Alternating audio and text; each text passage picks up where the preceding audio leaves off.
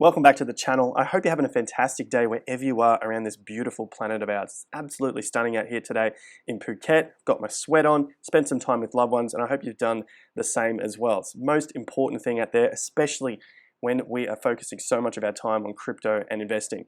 Today's video, we're looking at the pump, the breakout, and the potential trap, levels to look out for in case this pump moves a little further, and where we could expect to see some resistance as we are beginning to see that initial sign of resistance on Ethereum as we lead into those important dates next week. So what does that mean for the market if we are running up into the dates? Stay tuned for that. Smash up the like button, smash the subscribes and the bell notification icon, or wait until the end of the video where I'll remind you again in case you're not feeling the vibe at the beginning of the video. All right, guys, quick shout out to our channel sponsor, Bybit. They are doing 0% fees on all spot pairs, celebrating 10 million users. Now, I bring this up because I have seen a few comments from the old comment section about Luna C. Luna C, Luna Classic, 0% spot trading. I'm not telling you to go out and trade these markets. However, if you do intend to, because there's a lot of hype about it at the moment, don't get sucked into hype plays, okay? The FOMO is out there. The FOMO is real, especially for Luna C or Luna C when these types of markets are basically just running hot, okay? So stay safe out there. And if you are trading it and hopefully making some profits, at least you can get zero fees using Bybit. So the link is in the top of the video description. Plus, there's up to $4,500 of sign-up bonuses. All right, today's video is building upon the previous videos, as we always do. We are looking at price analysis and some pattern analysis for today's video, especially as Bitcoin has broken out of that pattern, obviously price being part of the pattern, and then also Ethereum as we head into some more resistance levels. So we're going to follow up on that as well. Yesterday, 19.5, that was what everyone was looking out for, and we finally got that little break above it. Resistance 19.5, breakout pump. This is on the hourly, so it's just happened recently in the last 2 hours. 19.5, there it goes. So that is a signal now that we've at least seen a secondary test on our Wyckoff schematic. Obviously, we've been following this for a little while. Basically, the next stage of this is coming up to test anything, really, test any sort of price resistance levels on the way up. So far, we're getting close to the 20,500. The level that I've been mostly focused on for the last 3 months is 20,700. You could call it 20,008. I'm not going to fight over $100 here or there, but essentially you can see these bottoms here were forming and then it broke down. So around that 20,007, 20,008, that's what we want to see overcome to the upside in order then to test 22 and the old Wyckoff flip bar, which is at 23.2. So that's all the way up at this level right here. Then we can get back towards, on a larger term time frame, the old bear market downtrend. So this could be the beginnings of at least that test coming up to get around this line. That would be one of the first areas I'd look out for in terms of a trap. If this is just that pump trap on the way up, if we get resistance there and then we happen to fall back under the 19.5 on the way back down. Should the market hold up above 19.5, 20K, if we get that high, of course, there's a few ifs here because we still have to wait to see when the market plays out. If we get that higher low, then we look set up to break that bear market downtrend. And of course, that then flows into our bear to bull macro flip, one of the checklist items. We're not there yet. This stuff does take time, and time is something that we've been heavily focused on here. Looking at our 4-year cycle, I still think there's a little bit of time left before we get these final lows put in. And if we're following our accumulation schematic, then we potentially still have another secondary test that comes close to the selling climax. At the moment, that selling climax is around this low right here on the 18th of June. So we could run that, go to 16, go to 14, 15, whatever it is. But we're still trading around that range. And on our macro time frame, I've got the yellow boxes here. These, for me, were pretty good cycle buy zones. So far, it's still early days. They have proven to be a reasonably good buy zone. Underneath 19.5 has so far proven to be a pretty good area. So if that's in part of a dollar cost averaging investment plan, then you're pretty much at the lows of the market. It could drop to 13, 14, 15 but it's macro. So we're looking longer out. We're expecting 70K, 90K, 120K Bitcoin. So the reward to risk, your multiples in the gains on Bitcoin are looking much better at these prices than, of course, buying up at the highs when all the FOMO is in. Here's a look at the cycle buy zones on the linear and then on the log scale. They were also fantastic times during the previous cycle. As I said, the bottom of this range is about 11.5 all the way up to about 19.5. So it's a reasonably big zone. The emotions will be quite extreme if we were to get down to the previous tops.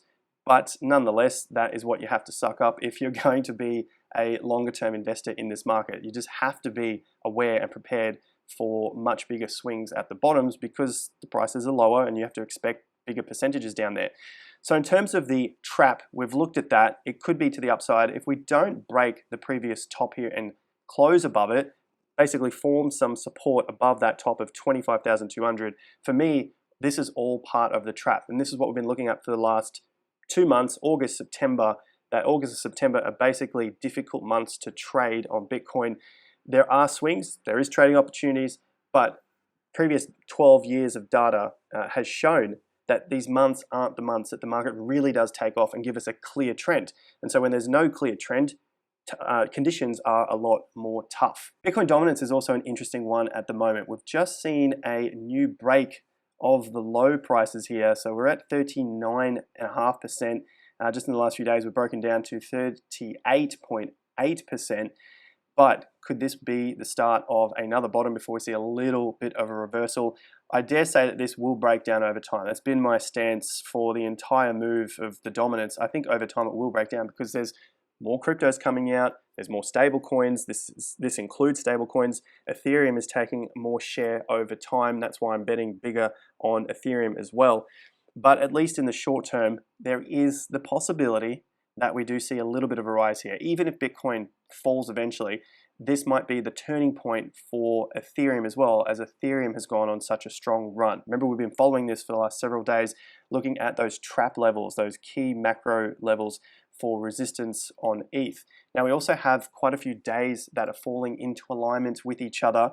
The ETH merge, let's take a quick look at that. 4.5 days to go, so approximately the 13th of September. Another thing that lines up with the 13th of September is the CPI data, of course. Remember, all these things are pre-programmed that people knew about days, weeks, months earlier. And so some of this is potentially already acted upon, which means it could be a buy the rumor, sell the event news in the short term, but there might be bigger gains for Ethereum in the macro space. But we just got to pay attention to it and what is happening in terms of price leading in to these announcements, these dates here. I'll look at ETH BTC first and then go to the US dollar pair. I'm looking at this first because this is what we were expecting for a reversal pattern. Hasn't been confirmed yet, but what you would expect, and this is just a typical reversal pattern, is a small range up here. This is basically like your first swing out of the low. Then you get a big move out. So this is basically where the hype is.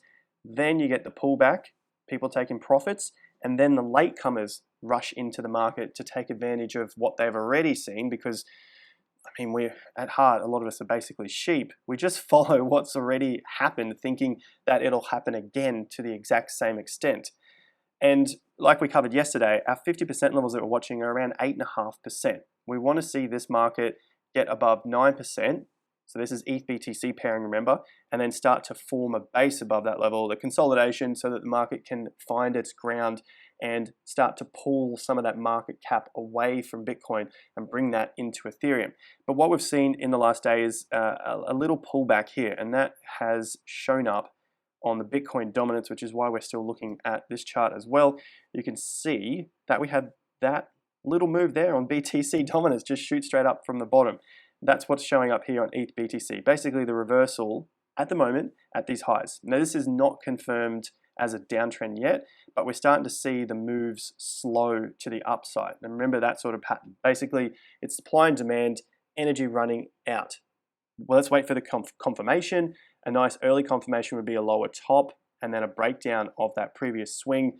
And if you want to see the swings in action, just use your Gann swing indicator here and then drop it onto probably more like a weekly or start to look at 2-day swings. Might be getting a little bit advanced there, but at least if you can start to follow the swings, you can see where those breakdown levels are occurring and levels to watch out for in terms of stronger support and resistance, like this level right here at approximately 7.2%. ETH USD is finding a little resistance at the moment at 1700, but I dare say by the time this video is live that we will potentially have broken out of that and hopefully come back and tested the upside. So 1700, obviously a significant level. We've covered this many times, looking at the previous lows in May into June before the market broke down, and then this was the bear market low back in 2021, had it in May, had it in June, had it in July before the market took off. So it's pretty easy to see that we would see resistance at this point. Break above that, the trap level for me above 2050 and then 2250 as well. So keep an eye on these levels as we lead into the merge like we've looked at here over the next 4.5 days. So as long as you've got those on your chart, you can begin to identify whether it's going to be a sustained move up or if it's a profit-taking region. And at the end of the day, everyone's here to make money. They're not here to fall in love, marry their projects. I mean, if you are, maybe you prefer ADA, but enough of the dad jokes. If you are here to make money, then at least you can start to understand whether it is just a move up into the news and the smart money is potentially selling if we see reversals at these key levels. These are my levels here, 1700, 2050, 2250, bear market downtrend. That's what we need to see happen. Total cryptocurrency market caps for altcoins, so this is excluding BTC and ETH. Fortunately, it still includes stablecoins, but for now, this is all of the altcoins within this particular chart. We are coming back up against our 50% level at $387 billion. Remember, we're looking for trap prices. Should the market move up with this little bit of hype, with this renewed energy into the play, and it starts to stall, then we can say, well, that was potentially just a trap pump and we'd be looking to take profits, maybe protecting some of our position if we had altcoins that we didn't really believe in as a good trade, and that's where we begin to protect our profits. So 410 is the level I'm looking for, provided this low stays in on the 7th. A reminder about the timing, because the FOMO can get really real here in the market, especially if we do see these prices come up and start to break above some of the resistance levels. Timing is a big one here, but before I get to the timing, quick reminder, if you haven't already, subscribe to the channel, bell notification icon, watch these as they come up into your newsfeed, and of course like the video. Timing, I think we still have a fair bit of time going for cryptocurrencies. Note here on ADA BTC, the bottom was formed on the dollar value for ADA. This is just the proxy for the markets of altcoins. Back around the low here in December. Sure, there was a quick spike down during COVID crash, black swan event. If you're expecting another black swan event, then obviously first up, it's not going to be a black swan. But barring any sort of black swan event, the lows can form on the dollar chart, but they can take many, many, many months to play out against the BTC value. So while we have this chart up in play, looking in terms of timing for entering cryptocurrencies, I think we still have quite a while to go. And to clear up our own investment plans so that we can make our life so much easier, we can just focus on things like Bitcoin, holding some stable coins, because there's still time in altcoins. If we're just looking for them to make some money, if we're holding Bitcoin, we're still going to get the dollar gains early on in the trade. And then when altcoins are ready, maybe there's some new ones out here which are going to get bigger gains in the old stuff. We have the BTC in hand, we have the stable coins in hand, we've been hedging our bets, it's balancing our portfolio. Then we can go in heavy on the altcoins. But for now, even if this thing does pump, I still don't see the timing as being just ready yet for altcoins to go on their mega bull market and take out previous all-time highs. Bitcoin is yet to overcome the bear market downtrend. We don't have a lot of volume yet. We could see a pump, but long-term, I think we still have a fair bit of time to go before we see any sort of confirmation of a flip from bear to bull. But at least the good sign, the hopium, is that we are coming towards the end of the bear market.